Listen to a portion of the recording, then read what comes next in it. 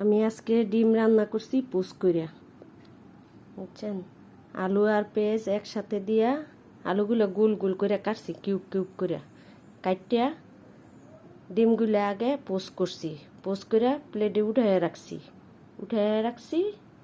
এরপরে আলু আর পেঁয়াজ একসাথে ভাজছি, আলু আর পেঁয়াজ একসাথে ভাজিয়া হলুদ মরিচ দিয়া তারপরে আমি ডিম রান্না করছি।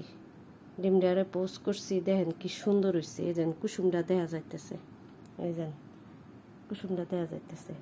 সিদ্ধ করেও রান্না করা যায়, সিদ্ধ করেও রান্না করে, অনেকেই করে, আমিও করি, কিন্তু পোস্ট করেও করি। পোস্ট করেও বেশিরভাগ করি।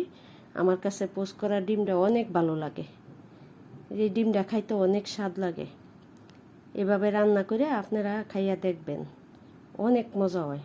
আমার কাছে অনেক ভালো লাগে। দেন কি সুন্দর একটা কালার আসছে, আর খাইতেও খুব স্বাদ, বুঝছেন।